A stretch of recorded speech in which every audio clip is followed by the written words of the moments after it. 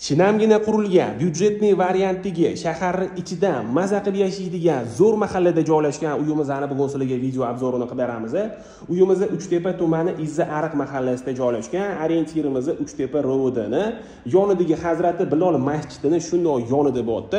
Uyimiz 1.3 sotiq, podvalimizdagi xonalarimizdan va oshxonamizdan tashqari 5 ta xonadan iborat binoyimiz umumiy hisobda 200 kvadrat metrni tashkil qiladi. Hozir endi sizlar bilan birgalikda kiravurishimizdan boshlab uyimizni planirovkasini ko'rib chiqamiz. Bu yerda kiravurish darvozaxonamizda joylashgan bitta katta mashina bemalol uyimizni ichigacha sig'adi. Kirishimiz bilan chap tomonimizdagi o'zingizlarning xohishingizga qarab hovlimiz uchun sanuzel yoki yozgi oshxona qilib olsanglar ham bo'ladi. Binoyimiz bo'lsa pishgan g'ishtdan ko'tarilgan, uyimizning fasadi va devorlariga travertin ishlatilgan.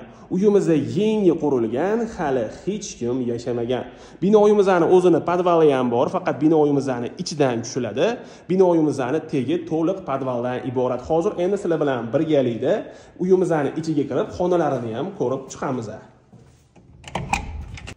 Uyimiz sezganinglardek shunaqa chiroyli pardalar bilan tayyor jihozlangan. Uyimizga kirishimiz bilan shunaqa keng koridorni ko'rishingiz mumkin. Hamma xonalarimizni ko'rib turganinglardek razdelli, faqat koridor orqali kiriladi. Bu yerdan ikkinchi qavatga chiqsa bo'ladi, bu yerdan podvalga tushsa bo'ladi. Ikkinchi qavatimizni va podvalimizni sizlarga videomiz davomida ko'rsatib o'taman. Uyimizga kirishimiz bilan chap tomonimizda oshxonamiz joylashgan. Mana shu oshxonamizning o'zida bemalol ovqat tayyorlab va oila davrasida televizor ko'rib ovqatlanib o'tiradigan joy qilib qo'ysanglar bo'ladi. Oshxonamizni ko'rib turganingizdek tayyor mebellar bilan jihozlangan. Uyimizda chiroyli qilib ta'mirlangan, devorlarimizga sifatli mo'yshi aboylar yopishtirilgan.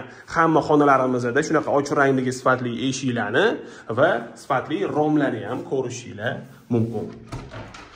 Bu yerda bo'lsa общий sanuzelimizda joylashgan. Uyimizning pol qismiga chiroyli qilib laminat, sanuzelarimizga bo'lsa shunaqa chiroyli qilib kafil ishlatilgan. Binoyimizni isitish uchun iliq pol o'rnatilgan. Bu yerda spalnyamiz joylashgan. Bu xonamizning oynasi orqa hovliga qaragan. Uyimizning hamma xonalarida ko'zni charchatmaydigan yorqin ranglar ishlatilgan. Bu yerda bo'lsa zalimizda joylashgan, lekin bu xonamizni o'zingizlarning xohishingizga qarab spalnya qilib ham bemalol foydalansanglar bo'ladi. Bu xonamizning ham oynasi orqa hovliga qaragan. Uyimizda panorama romlarni ham ko'rishingiz mumkin. Hozir endi sizlar bilan birgalikda ikkinchi qavatimizdagi xonalarimizni ham ko'rib chiqamiz.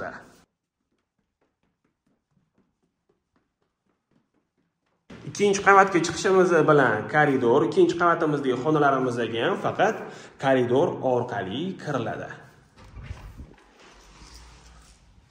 Bu yerda bo'lsa ikkinchi qavatimiz uchun zalimizda joylashgan. Bu xonamizning oynalari hovliga qaragan. Uyimizda ko'rib turganingizdek yashash uchun tayyor holatda bitta katta oila maza qilib yashasa bo'ladi.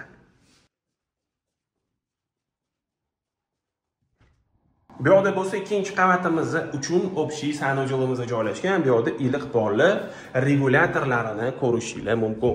Ikkinchi qavatga chiqishimiz bilan chap tomonimizda bo'lsa ikkita yonma-yon yotoqxonalarimiz joylashgan. Uyimizda shunaqa chiroyli lyustralarni ham ko'rishingiz mumkin.